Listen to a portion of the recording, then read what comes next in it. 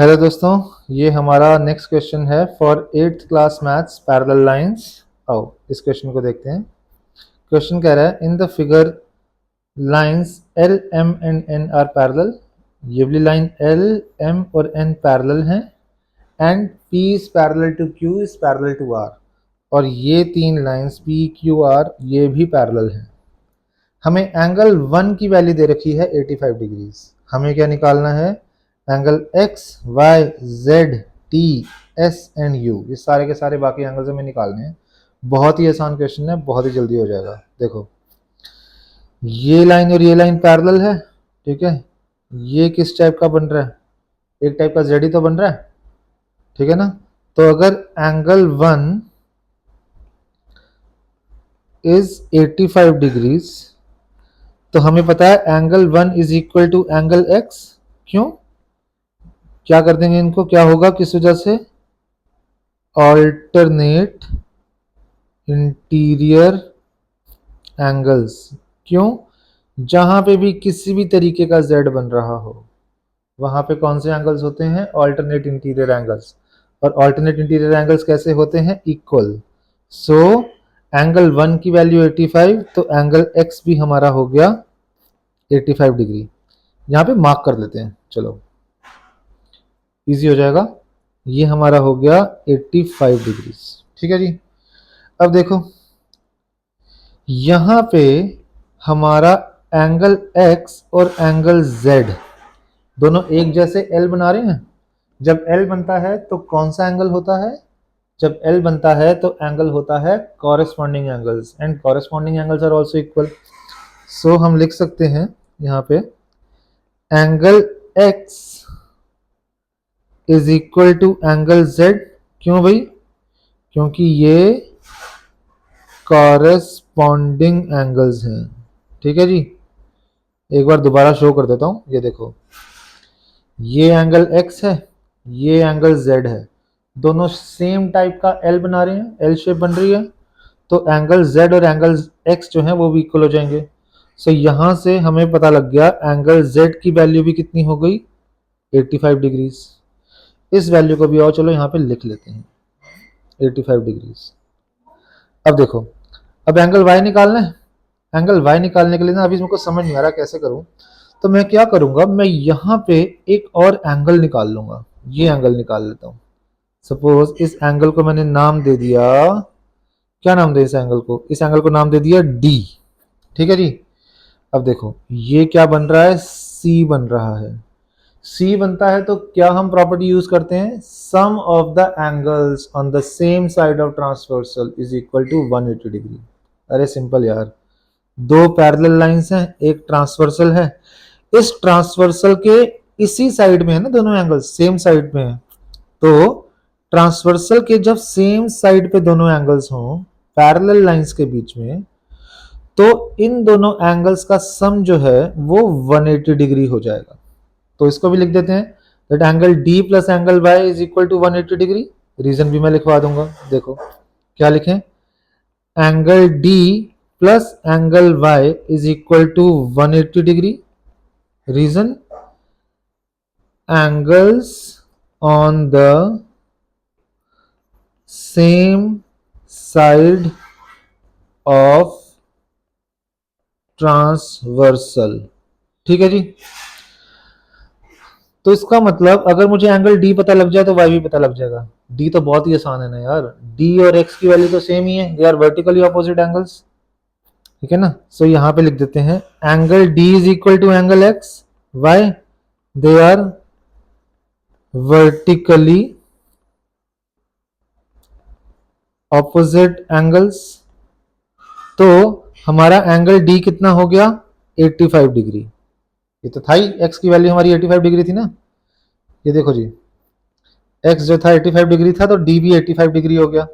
यहां पे इसको भी लिख देते हैं। अब d और y जो है ये मिला के 180 हो जाएगा। सो यहां पे हमने करा now angle d plus angle y is equal to 180 degree.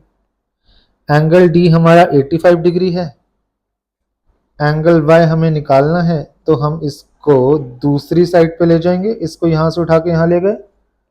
सो क्या बच गया, angle y is equals to 180 degree minus 85 degree.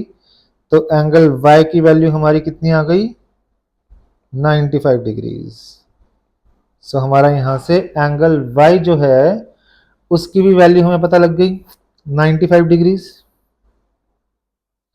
ठीक है जी। नेक्स्ट चीज, हमें पता है कि लाइन P, Q और R तीनों पैरेलल हैं, मतलब लाइन P और ये लाइन भी आपस में पैरेलल हो जाएंगी। ये देखो, अब ये कैसे बन रहा है, ये भी तो एक टाइप का C बन रहा है ना भाई, है ना। जैसा C हमने यहां पे बनाया था, ठीक है, वैसा ही एक C यहां पे भी तो बन रहा है। तो इसके अंदर भी हम y वाली प्रॉपर्टी लगा देंगे जो भी हमने पहले लगाई थी। आओ देख लेते हैं, यहीं पे कहीं लिख देते हैं। ये क्या कह रहा है अब, so angle y plus angle t की हम बात कर रहे हैं। सो आओ यहां पे लिख देते हैं कहीं, ठीक है जी। Angle y plus angle t is again 180 degree. क्यों जी, यही वाली प्रॉपर्टी लिख दूं मैं, यहां से बार बार लिखने की जरूरत नहीं पड़ेगी। Angles on the same side of transversal. अब एंगल y जो था, एंगल y की वैल्यू तो हमने 95 निकाल दी, एंगल t निकालना है तो बहुत आसान हो गया। सो ये हमारा हो गया 95 डिग्री। ये हुआ angle t is equals to 180 degree. Angle t निकालने के लिए 180 डिग्री माइनस 95 डिग्री कर दिया, तो ये भी हमारा 85 डिग्री आ गया एंगल t भी, ठीक है ना। सो हमारे एंगल t की वैल्यू भी 85 डिग्री आ गई। एक और तरीका था एंगल t निकालने का, अभी अभी हमने z निकाला है, z हमारा 85 डिग्री आया था, ये l बन रहा है, ये भी तो l बन रहा है ना भाई, सेम टाइप का l बन रहा है, सारी लाइंस पैरेलल है आपस में। तो अगर ये 85 डिग्री है तो ये भी 85 डिग्री हो गया।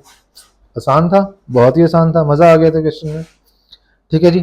तो हमने कौन कौन से एंगल निकाल लिए, x, y, z and t। अब ये दो एंगल्स बचे। पहली बात तो ये समझ लो दोस्तों कि ये लीनियर पेयर है, ये एक सिंगल लाइन थी जिसका हमने बंटवारा कर दिया। ठीक है जी। तो एक एंगल ये बन गया, एक एंगल ये बन गया। एक लाइन का एंगल कितना होता है हमेशा, 180 डिग्री। तो angle u plus angle s कितना हो जाएगा, 180 डिग्री। यहीं कहीं करते हैं, इसको भी यहां कर देते हैं, ठीक है ना। सो इसको पहले लिख देते हैं, angle u plus angle s is 180 degree. क्यों, लीनियर पेयर। तो अगर एक की भी वैल्यू पता लग गई तो दूसरे की वैल्यू ऑटोमेटिकली पता लग जाएगी। चलो किसकी वैल्यू ढूंढें, देखते हैं जी। आओ सी बना देते हैं फिर से यार। ये देखो, ये भी तो सी बन रहा है, एंगल 1 और एंगल u, ये सी तो बन रहा है फिर से हमारा। ठीक है, यहां पे भी सेम लगा देते हैं, angle 1 plus angle u is again equal to 180 degree. Reason क्या थे यार, यही दे देते हैं ना जो यहाँ पे लिखा था इतनी देर से। बार बार क्या लिखें, आप लोगों को बार बार लिखना पड़ेगा, मैं एक ही पेज में करना चाह रहा हूं तो इसलिए मैं नहीं लिख रहा। ठीक है जी।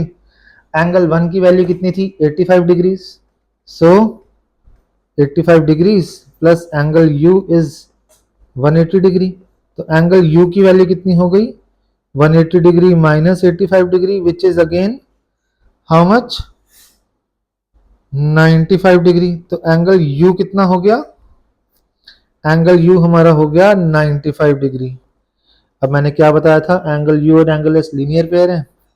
तो अगर हम यही वैल्यू यहां पे डाल दें, है ना, तो 95 degree plus angle s is 180 degree.